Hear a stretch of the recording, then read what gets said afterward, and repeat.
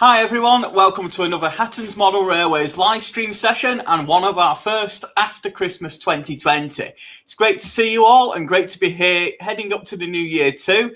And I'm sure a lot of you today are joining us for the first time with your brand new train sets that you've picked up either for yourself or you've had given to you as a Christmas gift. There certainly is no better time to start off in the exciting hobby of model railways. But sometimes it can be quite tricky too, learning some of the top tips and the knowledge needed to set up your first train set. And of course, once you've got that going and ready and working, you need some more inspiration to expand on it and add further items too. So I'm here today if you've got any questions at all regarding setting up your first train set or putting on some next pieces and taking the next steps. Please do feel free to ask any questions you have in the chat and I'll answer as many as I can live on air.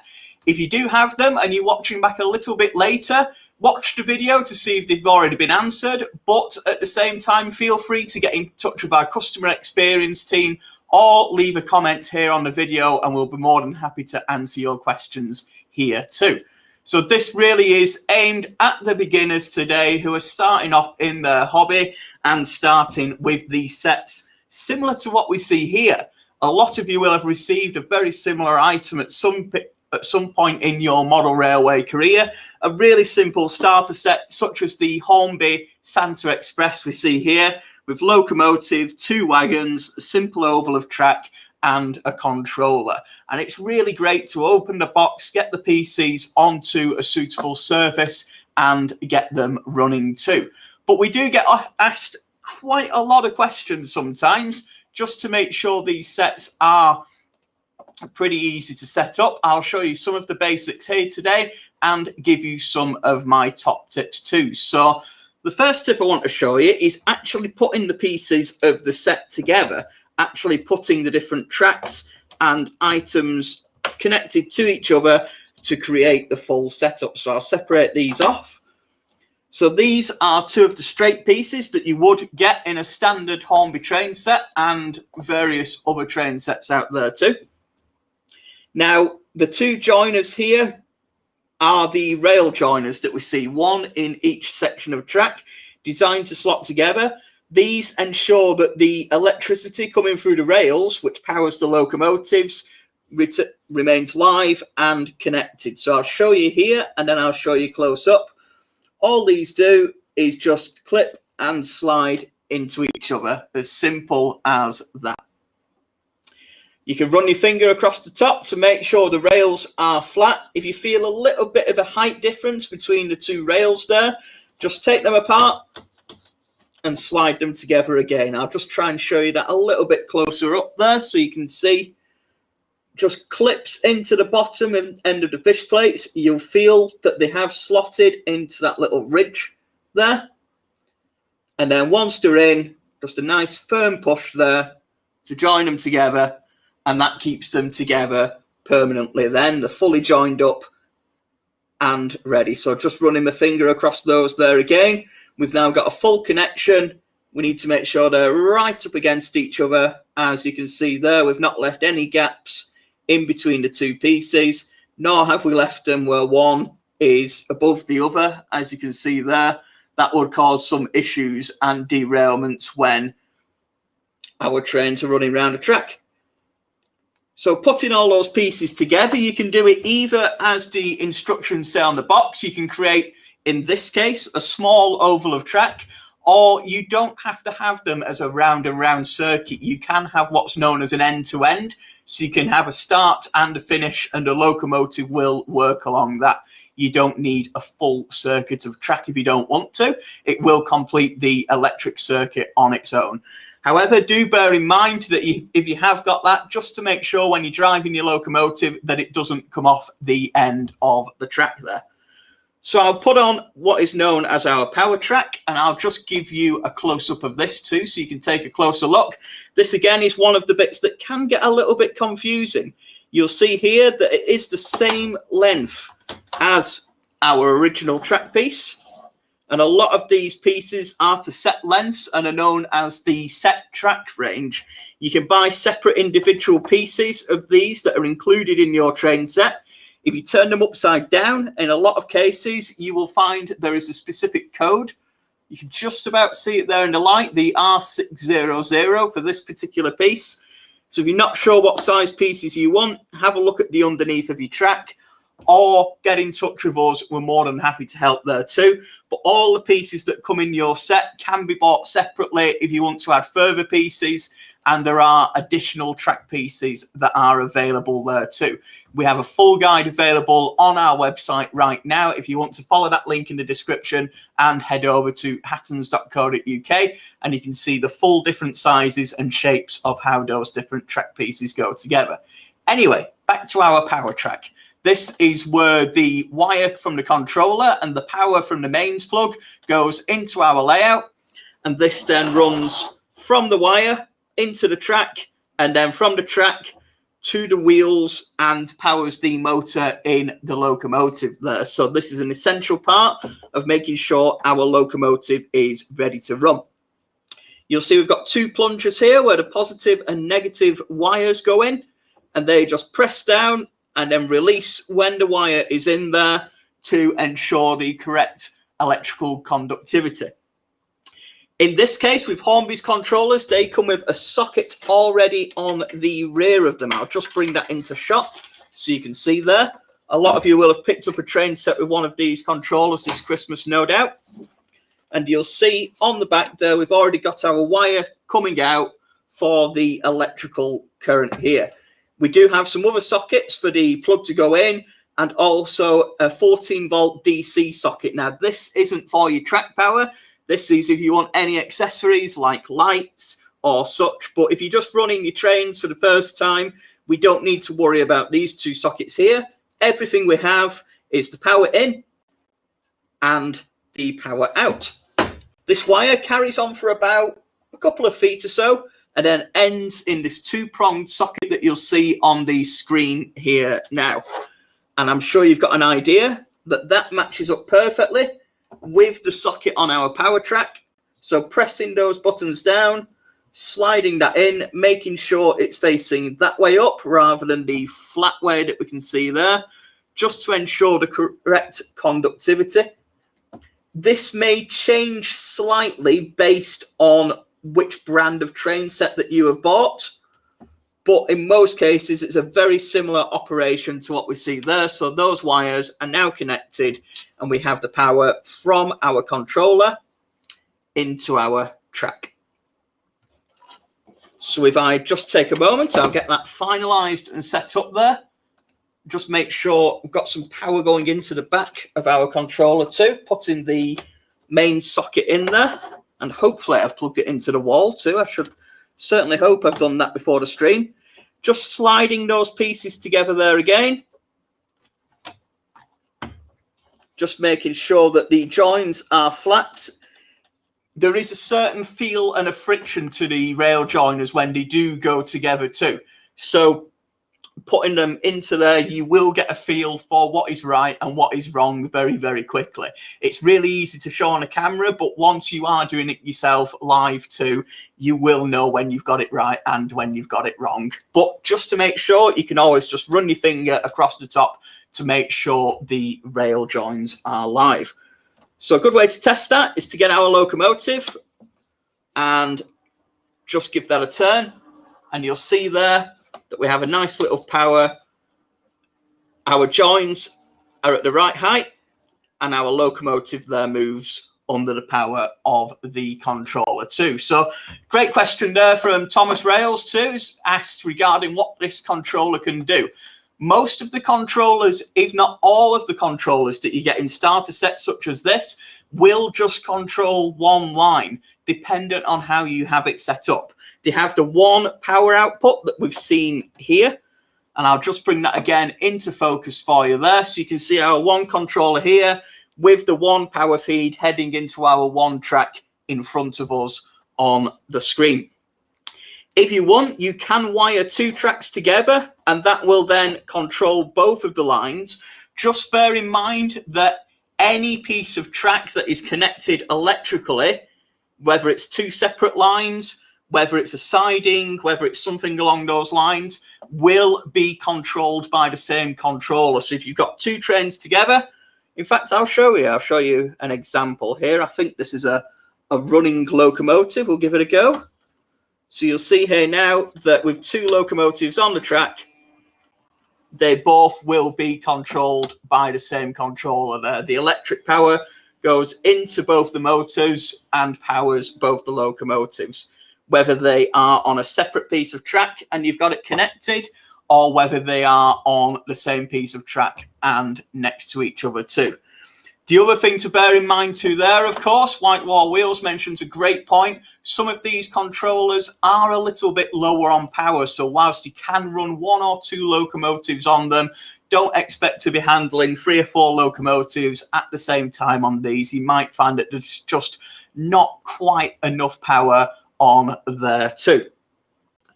So that's a great way to get started. We've now covered pretty much everything of getting the electrical power from the controller into our railway and getting our first trains moving, as we can see here.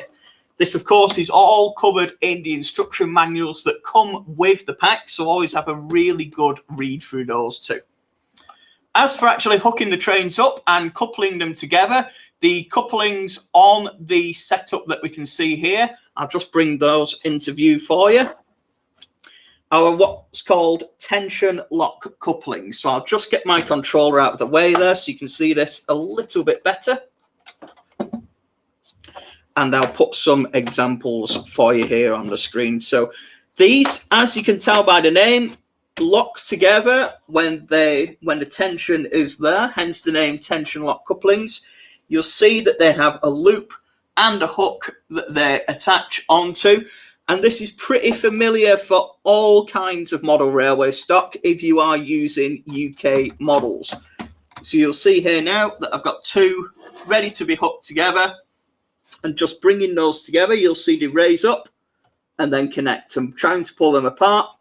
You'll just see there that the tension does lock them together, and by pulling and pushing one, that they are coupled together permanently. You can get uncoupling ramps which are put under your rails, but if you're taking them apart, when you're taking them off your layout, lifting them gently away from the rails not to cause any damage, and twisting the opposite direction, then lifting away is the best way to unlock them on an initial layout. If you're looking for something with a little bit more detail, you can buy a huge amount of coupling kits out there if you want to, but if you just put in the first items on your track, it's just click them together as per so. Exactly the same with our locomotive, and then taking them apart, it's just lifting them gently, twisting and pulling away as per so. Really easy to do, and again, 2 seconds work there just to make sure these connect and disconnect, as you can see. So lifting them both away and pulling away. That's as easy as it gets. So this is really covering the basics of the starter sets here. And of course, as a lot of you are mentioning there in the chat, it's a great time to look at expanding too. You can buy further controllers there to operate further locomotives, especially if you are looking at adding additional tracks to your layout. You can either buy from Hornby's range, which does have the set track starter sets in there, where you can expand onto the track mats, which are supplied with the sets. They give you a great idea of what you can build up, and we do have the track plan books out there too for some real railway inspiration and picking those up. If you are looking at expanding your layout, one of the examples I want to show you today is points. These are covered in detail on a lot of the guides that we sell and some of the videos too, but to show you the real basics of what we have today, these have a little switch in them that just clicks, and I'll put that on the screen there for you so you can see that in a little more detail. I'll just transfer you over. And this just clicks into place, and then the locomotive and the rest of the train will follow what track it is set. You can motorize these, you can set them on switches, but straight out of the box, they work as per so, just on a click mechanism there. You'll see that they also have the rail joiners preset on the ends. So I'll go ahead now, separate our track and put these into place for you so you can see a little bit of how they work. So I've just set that there with a little siding coming off. Just again, making sure those rail joiners are perfectly level when I join them together. Making sure the rails sit in the little grooves that you can see. I'll just build a further little piece there now. And these points again are part of the set track range, which you can pick up from Hornby or Pico. And it's all compatible too. You can use all the track together as long as it's listed as code 100 on our website. You're able to use the Hornby track, you're able to use the Pico track, etc., etc. So we'll just drive our locomotive forwards there now. Just give that a little bit of power. And that wants to work. So just move that over our point, bring it on. And then when you see the track change, if I put some power through to that now, you'll see that our locomotive should not move. So there's full power on that track now, and our locomotive is going nowhere. The power follows on this particular point. It follows the path that the track is set. So we have our power going in here, and then the track coming in and heading down there. If you switch that back, the power will go back to the locomotive there. Now, you can put wires in between the two, but bear in mind again that the power then won't choose between which locomotive to operate. So some sidings will have powered or unpowered. And you can check out some guides on setting up some of your sidings with what's known as isolating sections on a couple of other videos and some guides on our channel there too. So a fantastic question there from Phil, who's actually got this Santa Express set. I really hope you're enjoying it so far. And some of the larger locos that you've got are struggling. Now, you've got a great point all there already. It probably is down to the controller. You may find that some of the larger locomotives have a current draw that's higher on this, and they might need a more powerful controller there too. If you want to let me know what exact locomotive you've got, please do put it in the chat or get in touch, and I'd be happy to advise you for certain there. But you will more than likely find that it is the power being drawn by the locomotive. You might just need something with a little bit more power than one of these starter controllers, which are fantastic for the smaller locos that you see here, but then sometimes don't quite have the amount of power required for the larger locomotives that are out there, especially when they have sound and lights, etc., etc. The more gizmos and tricks you've got in there, the more power that they do need then too. So that really is the basics of getting set up. One question again we always get asked too is, where's the best place to put your model railway? Whether you are setting it up temporarily so you can have a play, or whether you're looking at building your first layout permanently. Now, there's a couple of do's and don'ts, and the world has changed quite a bit, and a lot of people have either houses or clubs or garages, etc., etc., to build them in.